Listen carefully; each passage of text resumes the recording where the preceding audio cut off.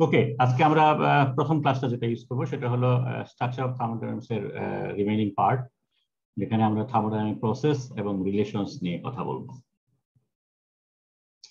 So again, at the end of this lecture, you should be able to identify and explain the character of thermodynamic process and identify and derive different types of thermodynamic relation and solve thermodynamic problems related to state functions. Okay, let's begin. So thermodynamic process, আমরা বলেছিলাম যে একটা system যদি change in state experience করে তাহলে আমরা ধরে নিই যে একটা প্রসেস ক্যারিড আউট হয়েছে, ঠিক আছে। এন্ড চেঞ্জ ইন স্টেট কিভাবে বুঝবো? যে কোনো একটা প্রপার্টি যদি ভ্যালু চেঞ্জ হয়ে যায় তাহলে আমরা ধরে নেব যে সিস্টেমটা একটা পার্টিকুলার স্টেট থেকে আরেকটা পার্টিকুলার স্টেটে চলে গেছে, কারণ আমরা জানি স্টেটের পার্টিকুলার প্রপার্টিগুলো সবগুলো unique or fixed. Temperature 30 degree 30 degree, যদি এটা 29 হয়ে যায় তখন আমরা বলবো যে সিস্টেম স্টেট চেঞ্জ করেছে, এবং স্টেট চেঞ্জ হওয়া মানেই আমরা ধরে নেব যে একটা প্রসেস ক্যারিড আউট হয়েছে, ঠিক আছে। So without any interaction with the surroundings process can ochre. So a change in state is identified by a change in value of at least one property. So change in state usually occurred when system that is initially in one stable equilibrium state and is found after some event to be another stable equilibrium state. Yes. So যখনই কোনো process carried out হয়, আগের স্টেটটা probably equilibrium state হতে পারে, মানে equilibrium অবস্থায় আছে, অথবা যদি আনইকুইলিব্রিয়াম বা নন ইকুইলিব্রিয়াম স্টেট থাকে তাহলে তো অবশ্যই সে চেঞ্জ হয়ে নিয়ে স্পন্টেনিয়াসলি চেঞ্জ হয়ে নিয়ে আরেকটা স্টেটে চলে যাবে, and that particular state should be an equilibrium state or final stable state. The change in state is then fully described by value of properties at the two end of states. তার মানে হলো যখন সে আরেকটা স্টেটে গেল তখন ওই স্টেটটাকে আমরা ডিফাইন করব ওই স্টেটের যা প্রপার্টি আছে সেগুলোর মাধ্যমে, ঠিক আছে। সো আগের প্রপার্টি গুলো চেঞ্জ হয়ে গেছে, নতুন একটা প্রপার্টি অ্যাচিভ করেছি আমরা when আমরা সেকেন্ড স্টেটে বা ফাইনাল স্টেটে গেলাম, এবং কি চেঞ্জ হলো ডিউরিং দ্য প্রসেস সেটা আমরা ক্যালকুলেট করব by using the first stated property and the second stated property. Okay, now a process suggests change in system from one state to another and some operation by which change in it. তার মানে হলো কি যে state যখন একটা প্রসেসের কথা বলবো, যে system has carried out a process from 1A to B, for example state A তে ছিল B তে গেছে, so A to B indicate করে একটা প্রসেস, এবং এর মাধ্যমে আমরা কি বুঝবো হলো সিস্টেম একটা নতুন স্টেটে গেছে and at the same time কিছু অপারেশন ক্যারিড আউট হয়েছে যার মাধ্যমে প্রসেসটা ক্যারিড আউট হয়েছে, এবং at the end of the day সে আরেকটা স্টেটে গেছে। সো কিন্তু কি অপারেশন হয়েছে সেটা এখান থেকে বোঝা যাচ্ছে না, আমরা শুধু বলতে পারতেছি যে সিস্টেমটা একটা স্টেট থেকে আরেকটা স্টেটে গেছে এবং কিছু একটা অপারেশন ক্যারিড আউট হয়েছে। এই কি অপারেশন ক্যারিড আউট হয়েছে সেটা বুঝতে গেলে পরে আমাদের আরেকটা প্যারামিটার নিয়ে ডিসকাস করতে হবে, that parameter is called path. Path হলো sequence of situation a system passes through during the change in state. So যখন একটা প্রসেস ক্যারিড আউট হয় সিস্টেমটা একটা পাথ ফলো করে এর থেকে বিতে যায়, যেমন এখানে একটা বলা হয়েছে ছবির মাধ্যমে যে একটা প্রসেস ক্যারিড আউট হয়েছে, প্রসেসকে আমরা ডিস্টিংগুইশ করছি এ অ্যারো বি দিয়ে। সো এটা মানে করছে একটা প্রসেস যেখানে এর থেকে বি তে গেছে, এবং এখানে আমরা দেখতে পাচ্ছি যে এর থেকে বি তে যাওয়ার জন্য সে তিনটা রাস্তা ফলো করতে পারে। সো এখানে এ হলো এই রাস্তাটা, বি হলো এই রাস্তাটা, এবং সি হলো এরকম একটা ইমাজিনারি রাস্তা, ঠিক আছে। সো যখন আমি পাথ বলবো, পাথ বলতে সে এ বি সি কোনটা ইউজ করেছে সেটা বলবো, কিন্তু প্রসেসকে যদি আমি কমপ্লিটলি ডিফাইন করতে চাই, এ থেকে প্রসেস এ টু বি যদি কমপ্লিটলি ডিফাইন করতে চাই তাহলে আমার এর প্রপার্টি যেমন লাগবে, মানে সিস্টেমের property in this condition as well as সিস্টেমের property in this condition, and কোন পাথ ফলো করেছে সেটাও আমাকে বলতে হবে, না হলে পরে আমরা বুঝতে পারবো না যে কি পাথ কেমন প্রসেস ক্যারিড আউট হয়েছে। So a process often specified with certain constraint, constraint শব্দ মানে কন্ডিশন গুলো দিয়ে আমরা পাথকে আইডেন্টিফাই করব, ঠিক আছে। So a process is often specified with certain constraints যেগুলোকে আমরা পাথ বলছি, imposed on the system and its surroundings। এটা হতে পারে সিস্টেমের উপর ইম্পোজ করা হতে পারে, অথবা এবং সারাউন্ডিংস এর উপরও হতে পারে। আমরা এক্সাম্পল দেখি। সো ক্লাসিফিকেশন প্রসেসের মধ্যে আমাদের একটা কমন প্রসেস আছে যেটাকে বলে অ্যাডিয়াবেটিক প্রসেস। অ্যাডিয়াবেটিক প্রসেস মানে হলো হিট কনস্ট্যান্ট প্রসেস। তার মানে no heat transfer will occur across the boundary between system and its surroundings. তার মানে সিস্টেম থেকে সারাউন্ডিংস এ কোনো হিট যেতে পারবে না, বা সারাউন্ডিংস থেকে সিস্টেমের মধ্যে কোনো হিট যেতে পারবে না। নাও ওকে, আমরা প্র্যাকটিক্যাল সিচুয়েশনের কথা চিন্তা করি যে একটা সিস্টেম আছে, তার বাউন্ডারি আছে, বাউন্ডারির পাশে হলো সারাউন্ডিংস আছে। এখন সারাউন্ডিংস এর টেম্পারেচার যদি 300 ডিগ্রি সেন্টিগ্রেড হয়, সিস্টেমের টেম্পারেচার যদি 30 ডিগ্রি হয়, তাহলে আমরা অবশ্যই আশা করব প্র্যাকটিক্যাল সিনারিও যেটা হবে, সারাউন্ডিংস থেকে হিট ভিতর দিকে ঢুকবেই। ঠিক আছে? So it is expected that heat will transfer from surroundings to the system. অথবা সিস্টেমের টেম্পারেচার যদি বেশি থাকে, সারাউন্ডিংস এর টেম্পারেচার যদি কম থাকে, হিটার ফর এক্সাম্পল, সিস্টেমটা যদি হিটার হয়, অ্যাটমসফিয়ার যদি কুল অ্যাটমসফিয়ার, মানে শীতকালের কথা যদি চিন্তা করি, অ্যাটমসফিয়ার আছে হইলো মনে করো 10 ডিগ্রি সেন্টিগ্রেডে, আমি হিটার চালাই দিলাম, হিটারের টেম্পারেচার 100 ডিগ্রি বা তার বেশি হতে পারে। এখন কি হবে, হিটার থেকে ডেফিনেটলি অ্যাটমসফিয়ারে সারাউন্ডিংসে চলে আসবে। সো সোজা ভাষায় আমি যেটা বলতেছি যে যদি টেম্পারেচার ডিফারেন্স থাকে between system and surroundings, it is natural that heat will flow. ঠিক আছে? বাউন্ডারির ভিতর দিয়ে হিট যাবে অথবা আসবে। ঠিক আছে? কিন্তু যদি টেম্পারেচার ডিফারেন্স না হয়, তার মানে বাইরের অ্যাটমসফিয়ারও 30 ডিগ্রি আছে, সিস্টেমের টেম্পারেচারও 30 ডিগ্রি আছে, তার মানে হিটের কোনো আদান প্রদান হবে না। ঠিক আছে? সো সিনারিও দুইটা হতে পারে। একটা হলো ডেল্টা টি, ডেল্টা টি মানে হলো সারাউন্ডিংস এবং সিস্টেমের মধ্যে টেম্পারেচার ডিফারেন্স। যদি ডেল্টা টি ইকুয়াল টু 0 হয়, তাহলে নো হিট উইল ট্রান্সফার এবং আমাদের adiabatic process easily will carried out. ঠিক আছে? ডিউরিং দ্য প্রসেস সিস্টেমের temperature same, surroundings temperature same, so যে প্রসেসটা ক্যারিড আউট হবে তার জন্য কোনো টেম্পারেচার আদান প্রেসারে হিটের কোনো আদান প্রদান হবে না, এন্ড দ্যাট আমরা we can call the process is adiabatic. কিন্তু যদি টেম্পারেচারের ডিফারেন্স থাকে, একটু আগে যে আমি দুইটা এক্সাম্পল বললাম যে বাইরে টেম্পারেচার 300 ছিল, ভিতরে সিস্টেমের টেম্পারেচার 30 ছিল, তাহলে অবশ্যই হিট বাইরে থেকে ভিতর দিকে ঢুকবে। অথবা সিস্টেমের টেম্পারেচার যদি বেশি থাকে, সারাউন্ডিংসের টেম্পারেচার কম থাকে, তাহলে সিস্টেম থেকে টেম্পারেচার বাইরে হিট বাইরে চলে যাবেই।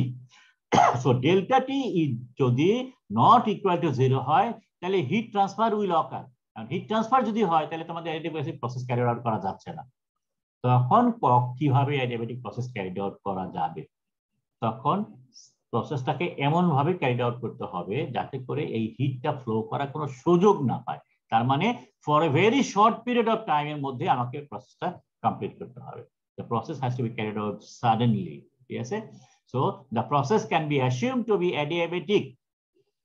তার মানে for a short period of time, যেমন এই যে মনে করো আমরা যে গাড়ি চালাই, এর ভিতরে কম্প্রেসরের মধ্যে এয়ার এবং গ্যাসোলিনের যে জাস্ট ইন্টারনাল কম্বাসন ইঞ্জিনের মধ্যে একটা স্পার্ক হলো, সেটা ফুয়েল বার্ন হলো, ভলিউম র্যাপিডলি এক্সপ্যান্ড হলো, এই যে প্রসেসটা হয় সেকেন্ডের মধ্যে এটা হয়ে যাচ্ছে। তার মানে at no time at all heat transfer হওয়ার কোনো সুযোগ নাই।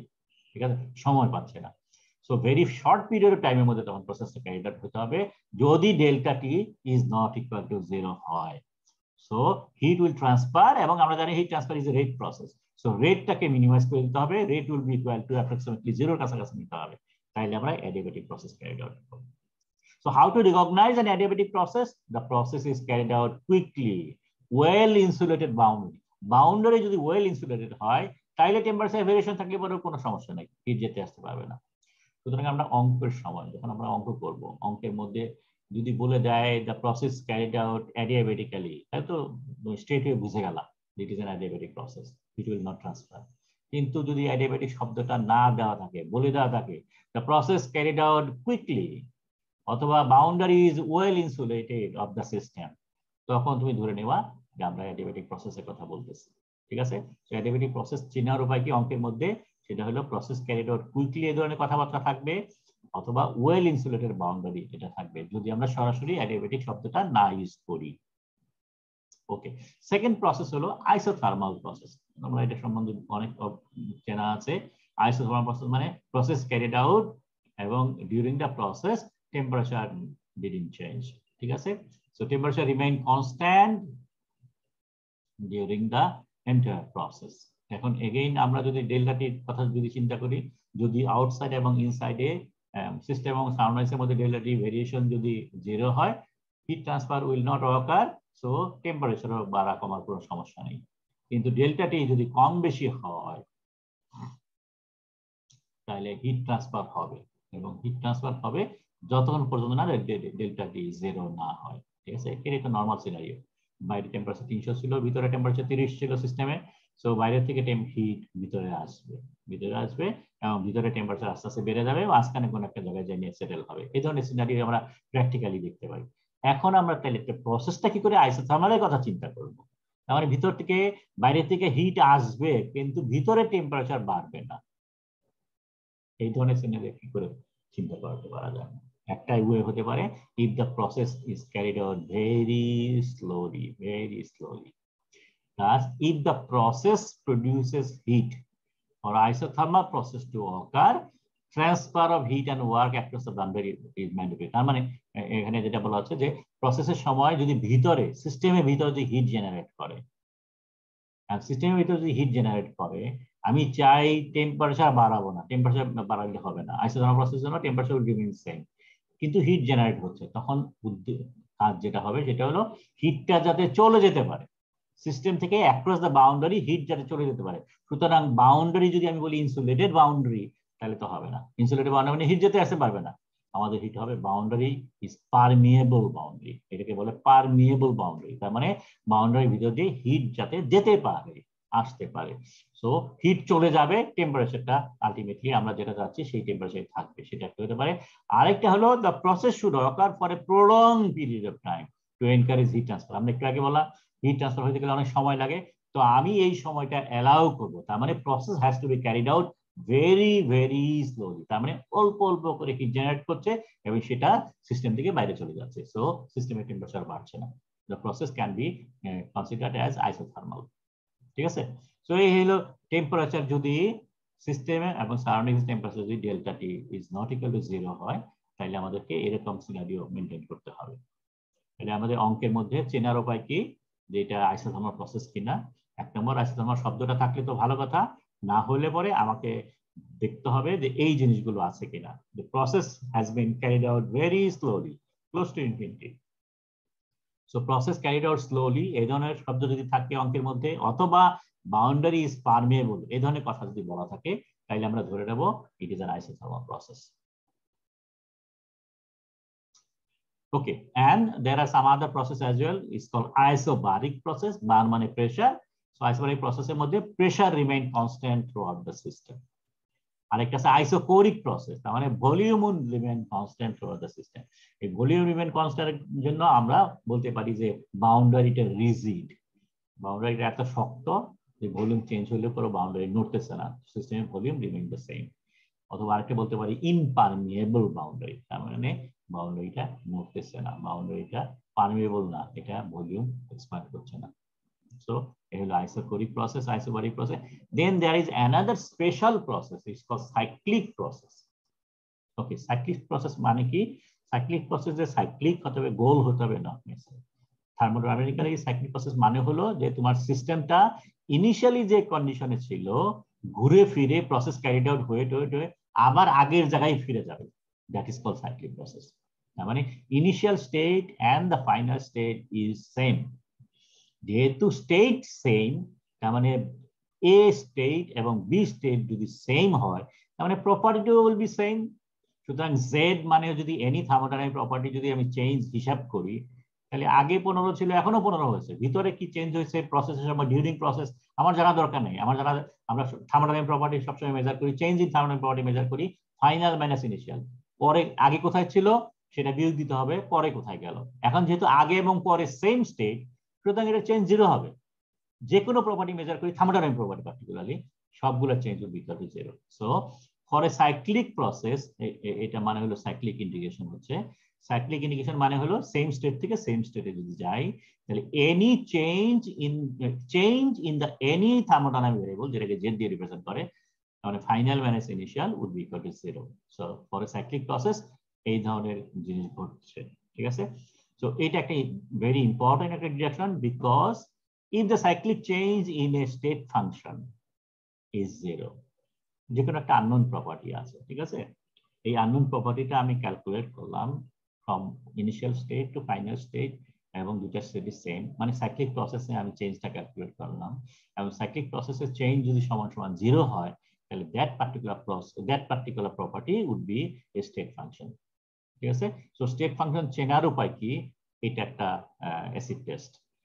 তার মানে আমরা সাইক্লিক ইন্ডিকেশন করব, সাইক্লিক ওয়েতে আমরা এই সিস্টেমটাকে একটা প্রসেস ক্যারিড আউট করাবো এবং total change of that property measure করব। যদি change of the property is equal to 0 হয়, তাহলে আমরা ধরে নেব যে that particular property is a state function.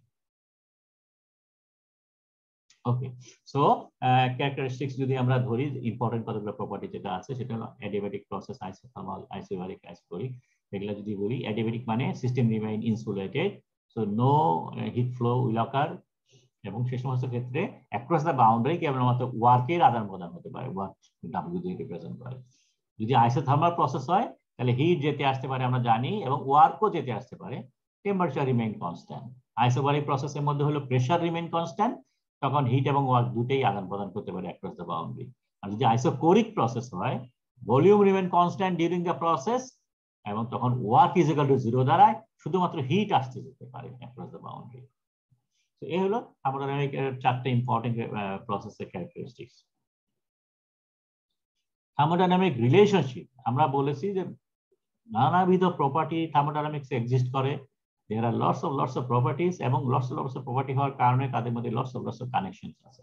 many equations available in thermodynamics, এবং কিছু ইকুয়েশন গুলো আমাদের সরাসরি অ্যাপারেন্ট। ফর এক্সাম্পল, আইডিয়াল গ্যাসের বেলায় আমরা যদি প্রেসার এবং ভলিউমের মধ্যে রিলেশন বের করতে চাই, আমরা জানি PV = nRT ফর্মুলা, এটা আইডিয়াল গ্যাস ল, সেখান থেকে আমরা সরাসরি বের করে ফেলতে পারবো। কিন্তু দেয়ার আর মেনি ভেরিয়েবলস আছে যার মধ্যে রিলেশনটা কি সেটা বোঝা খুব কষ্টকর। ঠিক আছে, so one important job in thermodynamics is to provide connections between this property কি করে ক্যালকুলেট করা যায় in terms of other properties.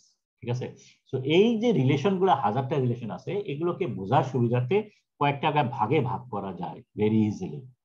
প্রথম ভাগ যেটা আছে লজ অফ থার্মোডাইনামিক্স, আমাদের যে 3টা ল আছে, এই 3টা ল থেকে 3টা বেসিক ইকুয়েশন চলে আসে। ঠিক আছে, so that is the mother of all equation. এই 3টা ইকুয়েশন থেকে আমরা সব ইকুয়েশন তৈরি করে ফেলতে পারি। ঠিক আছে, তো সেটা আছে। Then there are definitions, simple definition, A is equal to B plus C, ঠিক এই ধরনের ডেফিনেশন। আমরা কিছু এনার্জি ফাংশনকে ডিফাইন করব ইন টার্মস অফ জাস্ট এই ধরনের থার্মোডাইনামিক ভেরিয়েবলের রেসপেক্টে আমরা একটা ইকুয়েশন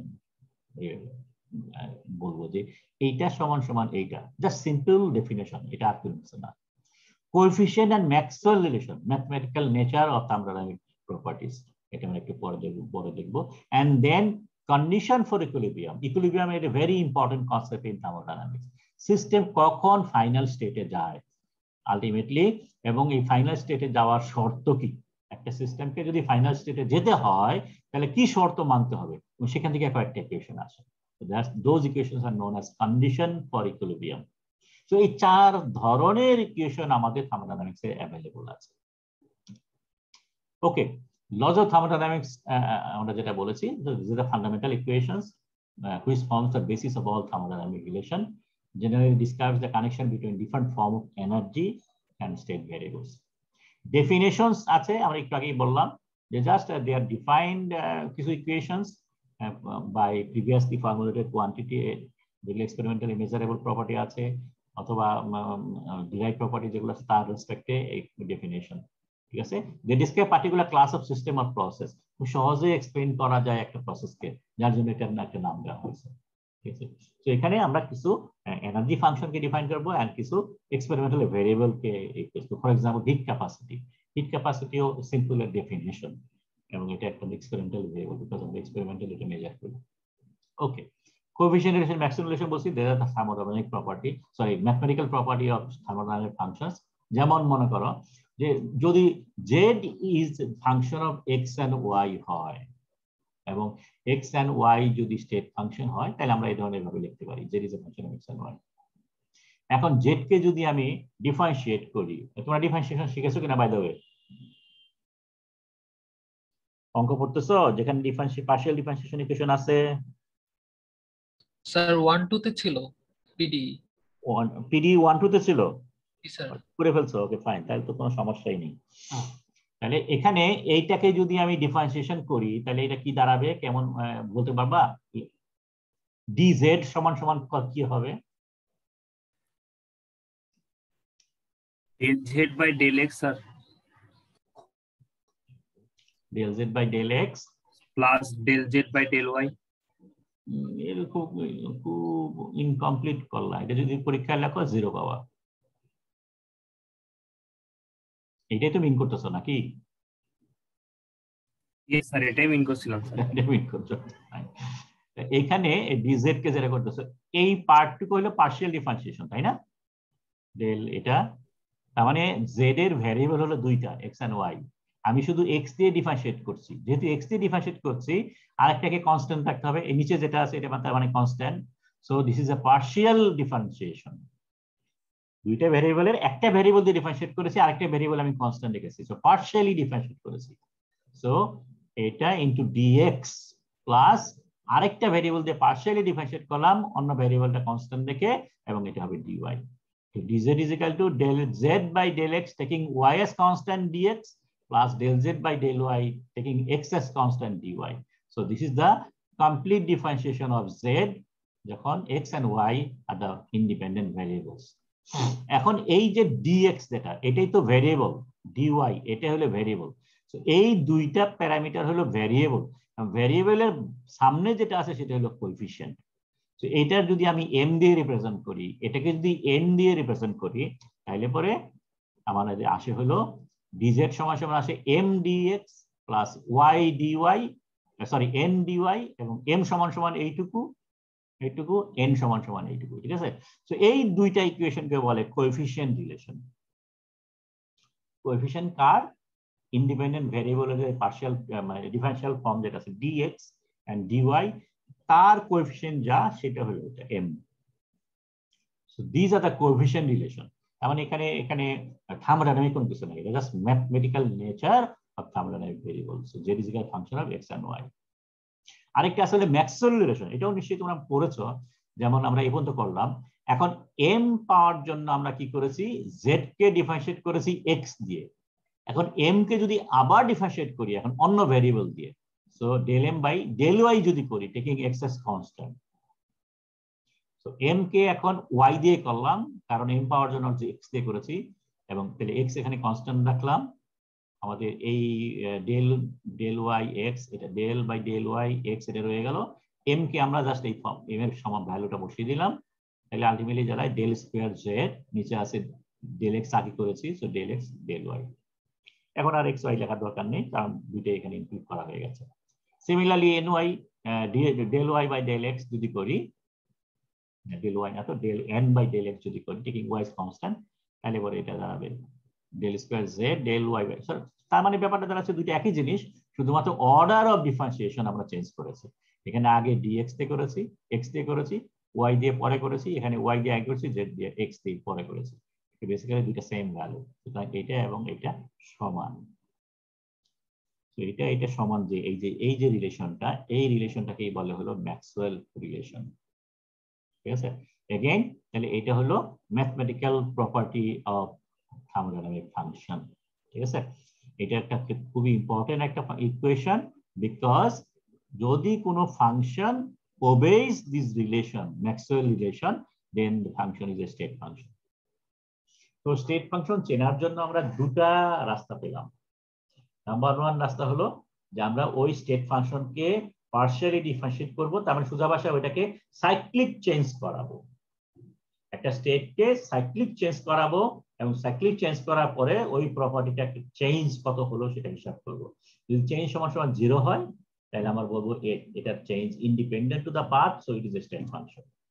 অথবা আরেকটা আছে মোর কমনলি, এটা আমরা সবচেয়ে বেশি ইউজ করি, ম্যাক্সওয়েল রিলেশন। তার মানে যদি ওই ফাংশনটার জন্য del m by del y constant x is equal to del m by del x constant y যদি হয়, তাহলে পরে আমরা বলবো যে function z is a state function.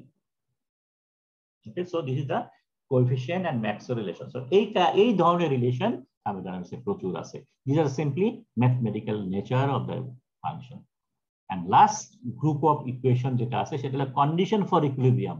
তার মানে আমরা বলি যে একটা সিস্টেম তার উপরে যদি কোনো ফোর্স অ্যাক্টেড আবার হয় তাহলে সিস্টেমটা স্পন্টেনিয়াসলি আনস্টেবল স্টেট থেকে স্টেবল স্টেটে যায় with respect to that force যেটা উপরে ইউজ করছি, ঠিক আছে। এবং সিস্টেমে যখন ফাইনাল রেস্টিং প্লেসে চলে যায় তখন তার প্রপার্টির মধ্যে একটা রিলেশন পাওয়া যায়, ঠিক আছে। ওই রিলেশন গুলাই হলো কন্ডিশন ফর ইকুইলিব্রিয়াম। সুতরাং আমরা উল্টা করে বলি যে আমরা কন্ডিশন ফর ইকুইলিব্রিয়াম যেতে গেলে পরে যে রিলেশন গুলো আমাকে বানাতে হবে প্রপার্টির মধ্যে, সেই রিলেশন গুলাই হলো condition for equilibrium. So the condition for equilibrium are a set of equations that describe the relationship between state function that must be exist within the system. যখন সিস্টেমটা ইকুইলিব্রিয়ামে আসবে, ঠিক আছে। সো জাস্ট এটা নেচারটা বললাম, এগুলো নিয়ে আমরা পরে ডিটেইল আলাপ করব। চ্যাপ্টার 5 এ ইনফ্যাক্ট আমরা এখানে কথাবার্তা বলবো। তো কিছু প্রবলেম সলভ করি বোঝানোর জন্য, এটা ক্লাসে করলে ভালো হতো, তারপরে যতটা পারো বোঝার চেষ্টা করো প্লিজ। এখানে যেটা বলেছে is the function dz is equal to 9x square y square dx plus 6x cube y dy and exact differential. Exact differential বলতে মিন করা হচ্ছে যে এই z টা স্টেট ফাংশন কিনা, উল্টা ভাবে বলতেছি। exact differential সেটাই মিন করে, ঠিক আছে। সো তাহলে পরে এখানে ফাংশনটা কি, z is a function of x and y, dy differential ফর্মে যেটা সেটাই হলো ফাংশন, এটা মানে কি বলবো ইন্ডিপেন্ডেন্ট ভেরিয়েবল। সো এখানে dy আর এখানে dx, সো x এবং y এর ইন্ডিপেন্ডেন্ট ভেরিয়েবল, z হলো dependent. So z is a function of x and y। So এই হলো ফাংশনটা, এবং এটা এক্সাক্ট ডিফারেনশিয়াল কিনা সেটা বের করার জন্য আমাদের যেটা করতে হবে সেটা হলো আমরা একটা সাইক্লিক প্রসেস ক্যারি আউট করাতে পারি, অথবা ম্যাক্সওয়েল রিলেশনও করতে পারতাম। আমরা ম্যাক্সওয়েল দিয়ে পরে আরেকটা অঙ্ক করবো, এটা সাইক্লিক পাথ দিয়ে করবো, সেটা বোঝানোর জন্য, ঠিক আছে। So if the differential form of the function z is equal to x, the function of x and y can be written as dz is equal to m dx plus m dy, এখানে এটা হলো m, এই পার্টটা হলো m, so m dx আর এটা হলো n dy। So এইভাবে যদি আমরা লিখি তাহলে পরে এক্সাক্ট ডিফারেনশিয়াল হবে। সো এটা লিখতে পারা যায় কিনা এটা করার জন্য আমরা পাথ ইন্টিগ্রাল করব। পাথ ইন্টিগ্রাল মানে হলো কি যে আমরা মনে করো ছবি দেখে বুঝাই, কথাটা আরো ক্লিয়ার হবে। So this is our function. আমরা মনে করি যে সিস্টেমটা ইনিশিয়ালি এ তে আছে, ঠিক আছে। লেটস সে এ কোঅর্ডিনেট হলো 1 2, তার মানে x is equal to 1, y is equal to 1। এখন এইটাকে আমি বি তে নিয়ে যাব। So this is the final place, final state, initial state A, final state B. এখন এখানে যাওয়ার জন্য আমরা দুটো রাস্তা ফলো করব। প্রথম রাস্তা হলো এখান এইভাবে ঘুরে যাব, আরেকটা রাস্তা হলো এইভাবে ঘুরে যাব। এখন আমরা প্রমাণ করতে চাই যে এই দুই ভাবে গেলে পরেও doesn't matter, total change dz বা ডেল্টা z যেটা হবে সেটা সমান হবে। যদি সমান হয় তাহলে আমরা বলবো যে ফাংশনটা এক্সাক্ট ডিফারেনশিয়াল, ঠিক আছে। তো তাহলে আমরা প্রথমে ইন্ডিকেশন যেটা করি পাথ a c b, ঠিক আছে। সো এই প্রথম পার্টটা a থেকে c তে যাচ্ছি, প্রথম পার্ট a থেকে c তে যাচ্ছি, dz ক্যালকুলেট করব ইন্ডিকেশন করে, টোটাল চেঞ্জ ডেল্টা z হবে, আর তারপরে c থেকে b তে যাব সেটার একটা ইন্ডিকেশন হবে, ঠিক আছে। এখন প্রথম যখন ইন্ডিকেশন করছি a থেকে c তে যাচ্ছি যখন, দিস হরাইজন্টাল লাইন, এই হরাইজন্টাল লাইনে কোন প্যারামিটারটা কনস্ট্যান্ট থাকে বলো দেখি? Sir x as constant, fine। এখানে নাম্বার দেখো বোঝা যাচ্ছে, এটা হলো প্রথমটা x, তারপরটা y, সেখানে x is equal to 1, এখানে x is equal to 1, তার মানে এই y লাইনের হরাইজন্টাল প্যারালাল। সো x যেহেতু কনস্ট্যান্ট থাকে তাহলে dx সমান সমান কত হবে? dx 0 হবে, x যেহেতু কনস্ট্যান্ট dx হলো 0 হবে, তার মানে এই যে এই প্রথম পার্টটা তখন কাটা চলে গেল, দ্যাট পার্ট বিকাম 0। সুতরাং dz সমান সমান যেটা হবে 6x কিউব y dy। এখন এটাকে যদি ইন্টিগ্রেশন করি তাহলে কি হবে? x cube y square by 2, তাই না? জি স্যার y স্কয়ার বাই 2 হবে, ওকে।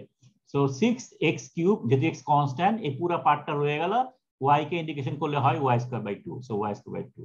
এবং এটা ভ্যালু ইনিশিয়ালি হলো 1 থেকে 1 আর 1 থেকে 4, সো x এর ভ্যালু 1 বসাবো সব সময়, আর এখানে 1 ইনিশিয়াল ফাইনাল, আর y এর ভ্যালু ইনিশিয়ালি 1 পরের বার 4। সো এটা প্রথমটা 40, ফাইনালটা 48 হবে, ইনিশিয়ালটা 3 হবে। সিমিলারলি পরের পার্টের বেলায় এখানে যখন করব তখন এটা x লাইনের প্যারালাল, সুতরাং এখানে y কনস্ট্যান্ট 4 4।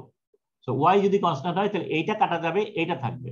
তো এখানে যদি ইন্ডিকেশন করি 9y স্কয়ার রয়ে গেল, আর x স্কয়ার কে ইন্ডিকেশন করলে হবে x কিউব বাই 3।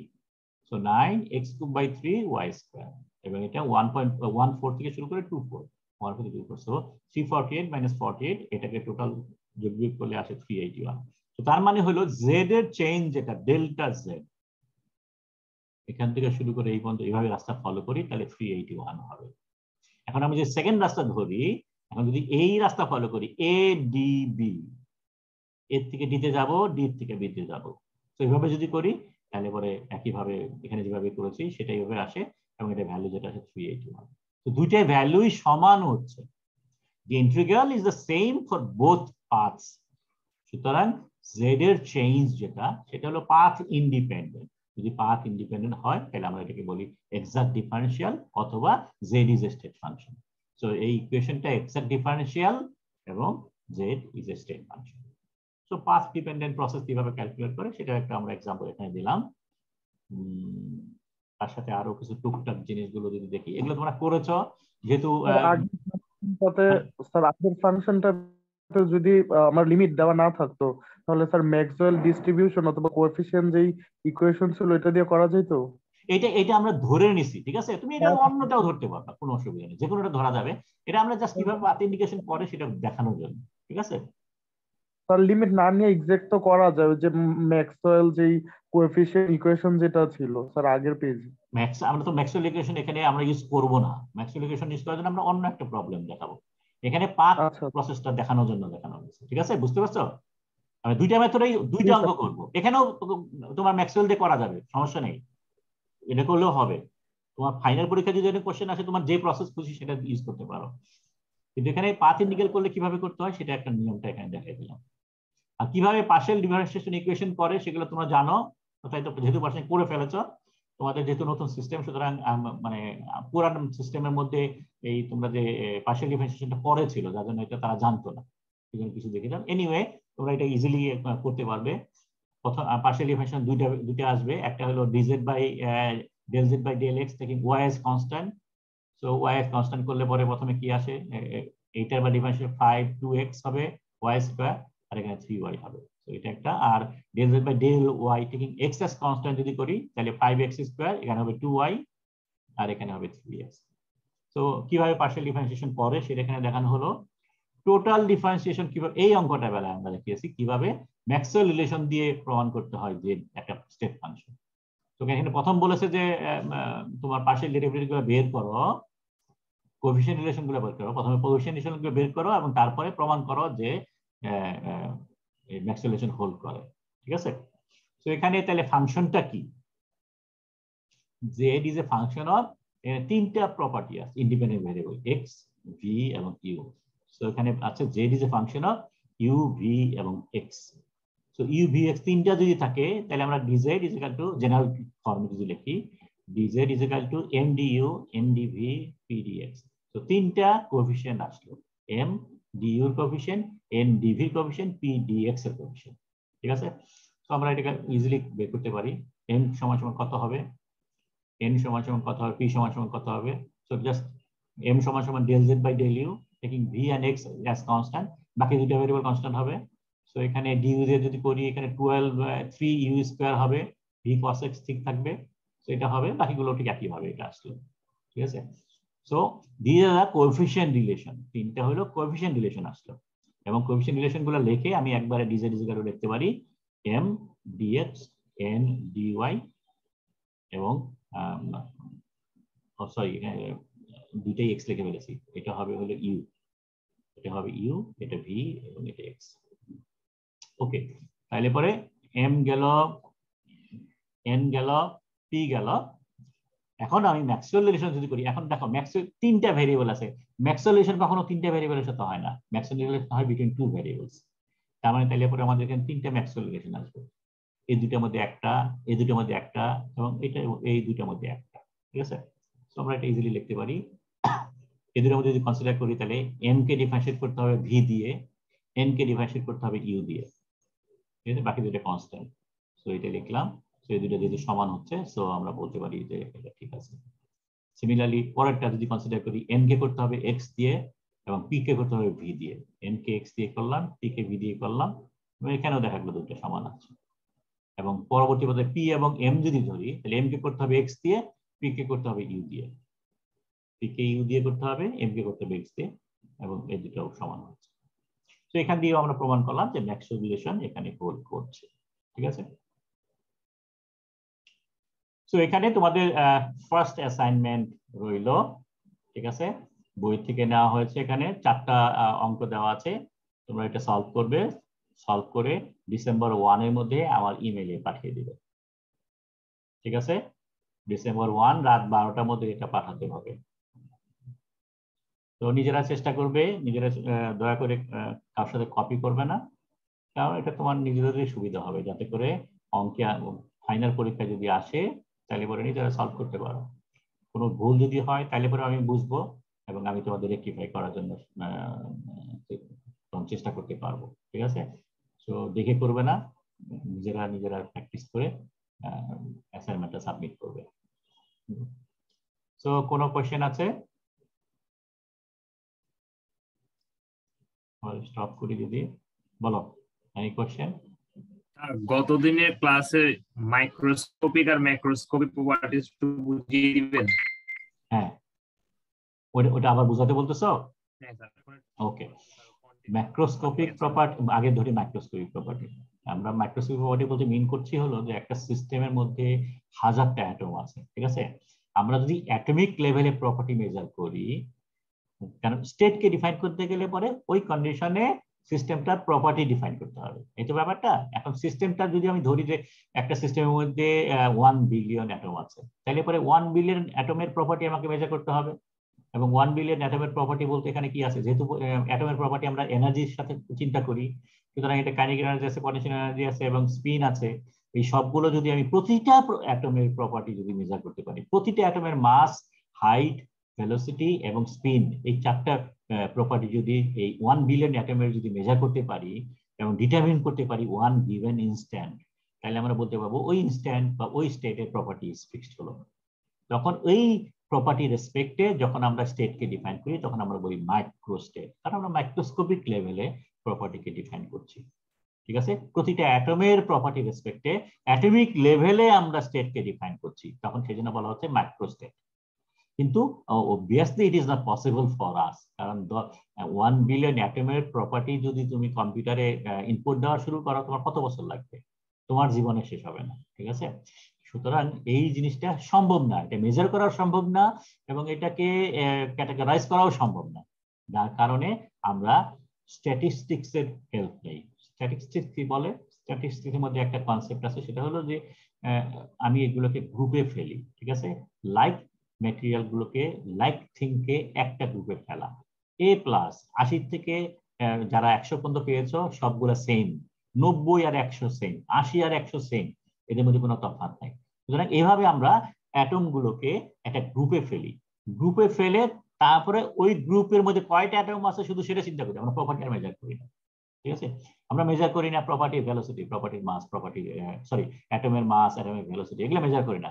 আমরা শুধু মেজার করি যে ওই কন্ডিশনে এই ধরনের প্রপার্টি অ্যাটম আছে, এই ধরনের অ্যাটম আছে, এটসেট্রা এটসেট্রা। সো এই ধরনের অ্যাটমের কয়টা অ্যাটম আছে সেটা শুধু নাম্বারটা হিসাব করি, এই ধরনের অ্যাটমের কয়টা অ্যাটম আছে সেটা শুধু মানে আমরা এনার্জি লেভেল ধরি যে একটা 10 কিলো ক্যালোরি এনার্জিতে কয়টা অ্যাটম আছে, 20 কিলো ক্যালোরি অ্যাটমের মধ্যে কয়টা অ্যাটম আছে, অথবা 10 থেকে 20 এই গ্রুপের মধ্যে কয়টা অ্যাটম আছে, 20 থেকে 30 এই এনার্জির মধ্যে কয়টা অ্যাটম আছে। সেভাবে আমরা গ্রুপে ফেলে সাধারণত আমরা স্ট্যাটিস্টিক্যাল পার্টিশন ফাংশনের মাধ্যমে আমরা হিসাব করি। ঠিক আছে, তো এটা গেল মাইক্রোস্কোপিক লেভেলের চিন্তা ভাবনা। আর ক্লাসিক্যাল থার্মোডাইনামিক্স যেটা করে সে এত কিছুরই ধার ধারে না। ক্লাসিক্যাল থার্মোডাইনামিক্সে বলে যে there is no atom inside, atom doesn't exist, matter system একটা, তার মানে সিস্টেমের মধ্যে কোনো অ্যাটম নাই, সিস্টেমের মধ্যে কোনো মলিকুলার নাই, একটা সিস্টেম, একটা কলম মানে একটা কলম। এটাকে থার্মোডাইনামিক ভাষায় বলে যে সিস্টেম ইজ কন্টিনিউয়াস। ঠিক আছে, সিস্টেম ইজ কন্টিনিউয়াস, সিস্টেম একটা, এবং আমরা বাইরের থেকে তার টোটাল প্রপার্টি, টোটাল মানে সিস্টেম অ্যাজ এ হোল চিন্তা করে তার প্রপার্টি মেজার করি। তখন আমরা মাস, ভেলোসিটি সেগুলো ধরি না, আমরা ধরি হলো টেম্পারেচার, প্রেসার, ভলিউম। সুতরাং এই ধরনের ম্যাক্রোস্কোপিক লেভেলে সিস্টেমকে অ্যাজ এ হোল কনসিডার করে যে প্রপার্টিগুলো মেজার করি, সেই প্রপার্টি রেসপেক্টে যখন সিস্টেমকে একটা স্টেটকে ডিফাইন করি তখন এটাকে বলে macro state. Okay, thank you sir. তো ঠিক আছে, আমরা এই ক্লাসটা মোটামুটি শেষ করলাম, অনেক আগেই শেষ হয়ে গেল। এখন বাজে 43। আমরা ঠিক এক্স্যাক্টলি 12টার সময় আবার আসবো, ঠিক আছে? নাকি আরো আগে আসতে চাও?